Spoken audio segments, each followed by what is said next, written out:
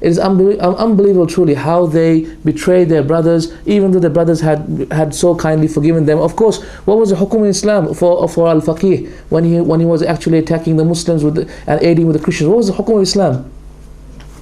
Kill, isn't it?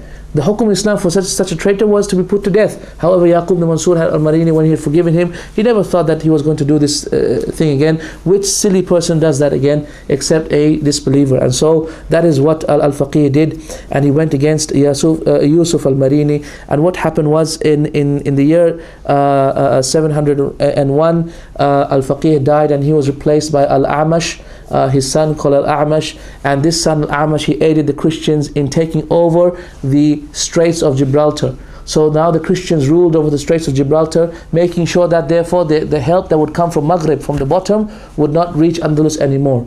Meaning that would be the end of the help that would ever come from Morocco and Maghrib to ever help the Muslims in Spain. As you know, subhanAllah, the people of Maghrib had a great hand in making sure the Muslims in Spain were together and they prospered. However, it was when they actually cut off the madad completely and they fortified their castles against the Muslim help coming from Morocco, then truly, wallahi, subhanAllah, that was the end of, they had sealed their faith basically. Andalus, their fate was sealed. So we come about 160 years later. We come to the year 871, which is about 26 years before the end of Andalus. And throughout this time, about 160 years, the Muslims was still led by very weak rulers, and they were always fighting each other and breaking up. And the reason why the Christians couldn't attack them and take over the Muslims was because the Christians themselves were divided.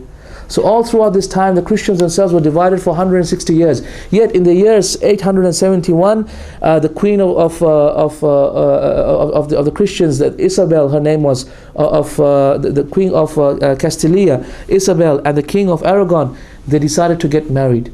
And what's the problem when people get married? There's no problem, is there?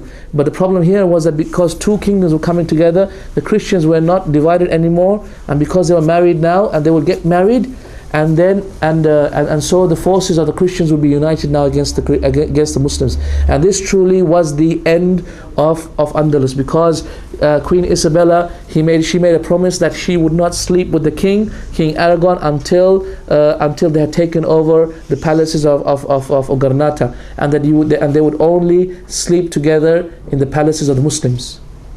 SubhanAllah, this is the promise, this is the oath that she took upon herself. And so obviously the king would want to sleep with his bride, and so he rallies his armies together in order to attack the Muslims. At that time the Muslims were being ruled by two sons of the Khalifa.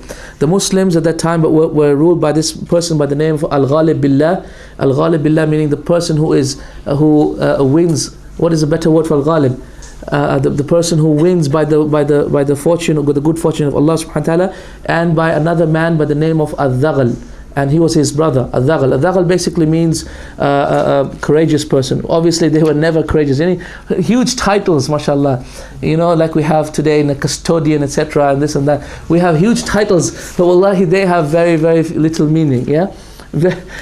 Empty meaning, but they're huge titles, mashallah, and the titles are bigger than the people themselves, subhanallah. And Al-Ghalib Billah, Al-Ghalib Billah and Al-Dhaghal, they were fighting each other, and later on, alhamdulillah, they agreed to calm down their fighting. However, they decided to break up Granada, which was the biggest city at that time, the pride of Spain, Muslim Spain at the time. They decided to break it up between themselves.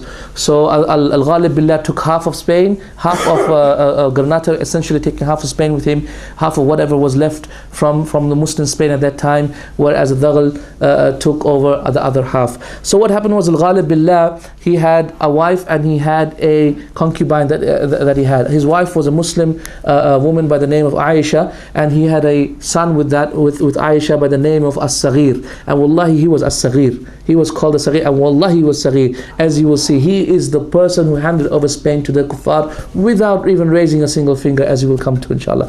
He was truly As-Saghir. Whereas Al-Ghalib Billah, he slept with his concubine, and he had a son from her. She was a Christian concubine, Christian woman, and she was actually, Ghalib Billah used to write poems about how he was so overtaken by her beauty and her charm. And it was later on found, of course, this this Christian concubine was sent as a spy and as a infiltrator to try and charm the Khalifa into giving over Granada to the Christians. So he had a child with this Christian concubine, and this child was, his name was Abu Abdullah, obviously a Muslim, but yet obviously from a Christian concubine the people would never accept him as the leader over Spain. However, the Christian concubine, because she would always convince him to, she had a stronghold on Ghalib Billah, on the Caliph Ghalib Billah. She convinced him to actually put Aisha and her son Al-Saghir into a tower, and lock them in the tower, whereas and to make her son, which was Abu Abdullah, make him the leader over the Muslims in Granada. And this is what he did. However, of course, the Muslims never wanted a man who was born of a Christian woman and who did not even accept Islam. Muslims would never accept such a person as a leader, and so they had a civil revolution. They had a revolution at that time, and after which they actually got out As-Saghir, and they made As-Saghir the ruler over Spain. And As-Saghir as well, he killed he banished his father Al-Ghalib Billah, and he took over the other part of Granada, which was with Al-Daghal. And so As-Saghir therefore united Granada before the final handover to the Christians. In the year 896 after Hijrah, the year before Andalus was to fall forever, in that year the Christians decided to gather their forces and fight As-Saghir. And as you know, Saghir, he was over Granada, the last king over Granada, and he was the one who was the final thorn in the throat of the Crusaders. And As-Saghir, wallahi, he didn't want to fight them, but then after asking all his council, he decided that there was no way out except to fight the Crusaders. At that time, a mujahid by the name of Musa al-Ghassan, rahimahullah, he rallied the people, just like Shaykh al-Islam ibn Taymiyyah did at the time of when Tatars were attacking. SubhanAllah, Allah subhanahu wa ta'ala sent this man Musa al-Ghassan to rally the people, and he rallied the people and made them want to fight the Crusaders, and they fended off the Crusaders for 7 months. For how many months? For 6 to 7 months.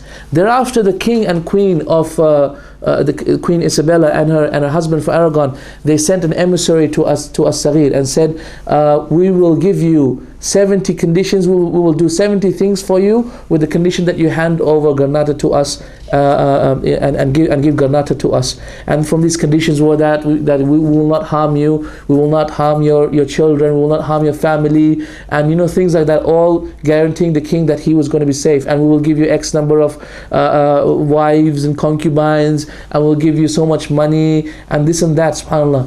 And this man, As-Saghir, he thought that, subhanAllah, this is a good deal. He thought that this is a good deal because he didn't have faith in the Muslim power. He didn't have faith in the fact that Muslims could defend their lands. And so he thought that this is a good deal, let me just sell myself off. But then he made 2 conditions. And look at these conditions of a coward, the conditions of a coward. He said that the king and the queen have to come and swear by Allah, swear by God that these conditions are true. And the Christians obviously say, what a stupid condition, as if we care.